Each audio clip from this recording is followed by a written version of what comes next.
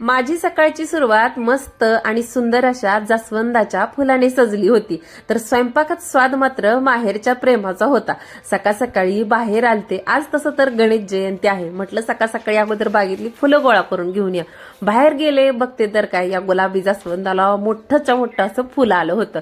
दिवस तर डोक्यावरती आला होता आणि इथं आपली गाडीवरती चिंगुताई बसली होती. जाता जाता म्हटलं सकाळ सकाळी चिंगुताईचं सुद्धा तुम्हाला दर्शन द्यावं. बाहेर आले, कोवळं ऊन पडलं होतं. साधारण 8चं टायमिंग होतं. बागेतली फुलं गोळा केली, बाहेर जाऊन हरळी सुद्धा आणली गणपती बाप्पासाठी. आणि जाता जाता हे आपलं बागेतलं सुंदर असं वांग दिसलं. ते वांग सुद्धा तोडून घेतलं. म्हटलं चला तेवढ्याच एका वांग्याचं छान असं भरीत बनवूया. वांग हातात घेतल्यानंतर त्याचा काटा मात्र बोटात मोडला होता. वांग बघता बघता हाताकडे लक्ष गेलं. रात्री खूप कंटाळा आला होता. पण छोटी लेक म्हणली, आई तुझ्या हातावर मेहंदी काढू का? तसं तर आमच्या टीव्हीला वगैरे रिचार्ज नव्हता. अभ्यास करूनही तिला बोर झालं होतं.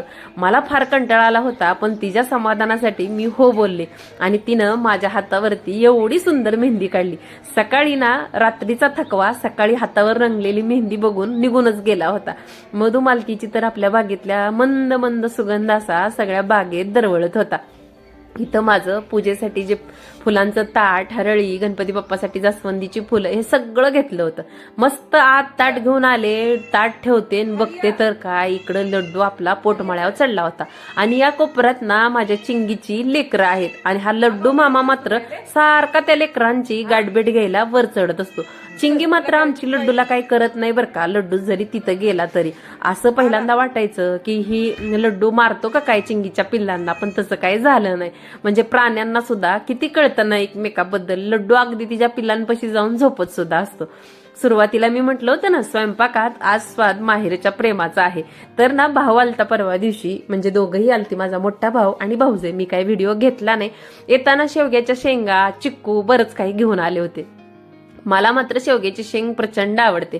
आज खूप दिवस झालं म्हटलं सुक्की शेवग्याची शेंग केली नाही, म्हणून आज शेंग करायला घेतली होती. दूध ही गरम करून झालं होतं आणि इथं गॅसवरती लोखंडी कढई ठेवली होती. मला शक्यतो ना लोखंडी कढईतल्या भाज्या खायला आवडतात. मलाच असं नाही, माझ्या घरातल्या प्रत्येकालाच आवडतात. इथं पायापाशी ना लड्डू बसला होता, त्याच्याशी काही गप्पा चालल्या होत्या. एका गॅसवरती हे वांग भरितासाठी भाजायला ठेवलं होतं आणि म्हटलं चला लड्डू माझ्या पायाशेजारी कसा बसलाय हे तुम्हाला दाखव. जोपर्यंत माझा किचन मध्ये स्वयंपाक चालू असतो ना, तोपर्यंत इथंच माझ्या पाठीमागं लुडबुड करत असतो. बागेत गेली तर बागेत लुडबुड करत असतो. म्हणून मला लड्डू घरात नसला ना बिलकुल करमत नाही. बघा किती गरीबासारखा चेहरा आहे ह्याचा, पण गरीब नाही बरं का, हा फार खोडकर आहे.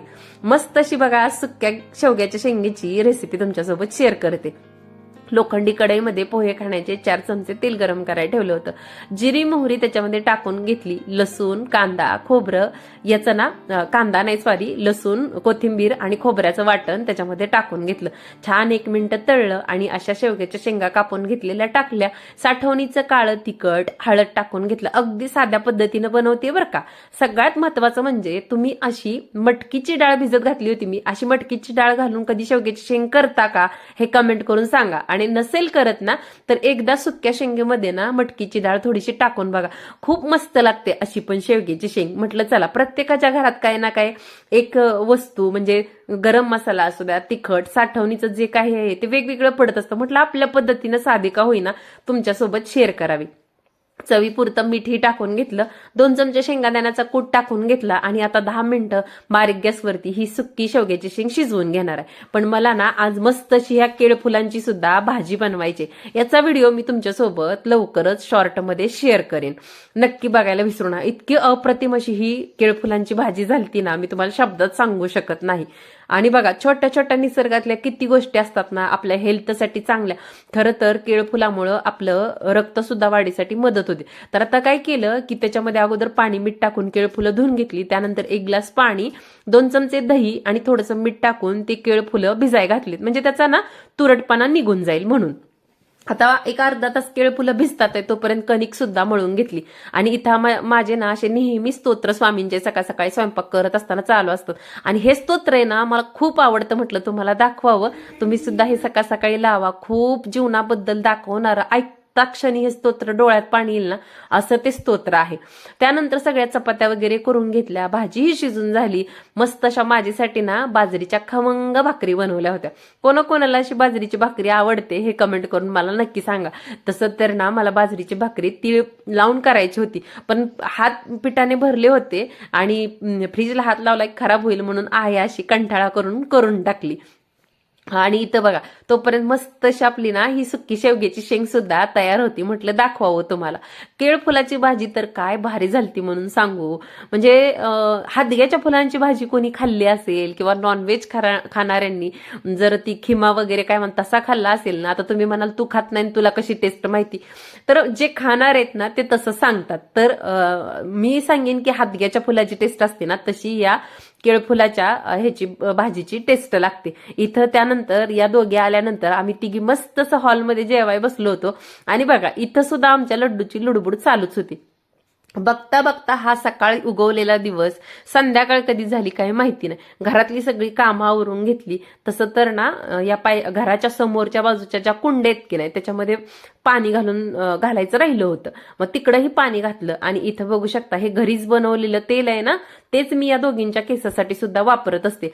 बरेच जण मला केसाचे तेलाची व्हिडिओ बघितले की कमेंट करून विचारतात की केस वाढतात का, छान होतात का. तर तुम्ही समोर बघू शकता माझ्या कृष्णाचे केस किती घनदाट आहेत. हिचे केस आहेत ना, तुम्ही लहानपणाचे फोटो जर बघितले ना खूप पातळ केस होते, पण जसं आम्ही जवळजवळ 7-8 वर्ष झालं हे तेल मी बनवते वापरते, इतके छान दाट केस झालेत ना, समोर तुम्हाला दिसतच असेल.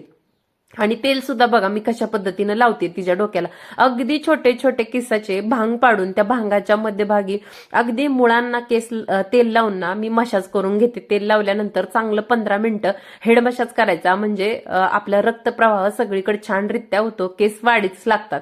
त्याचबरोबर खाण्याच्या सवयी सुद्धा छान ठेवायच्या, म्हणजे आहार चांगला ठेवायचा. लवकर उठणं असू द्या, भरपूर पाणी पिणं असू द्या, अशा छोट्या छोट्या गोष्टींची काळजी घेतली ना तर केसाला जास्ती काही करावं लागत नाही. तर अशा पद्धतीनं संध्याकाळी लेकीला तेल लावून घेतलं.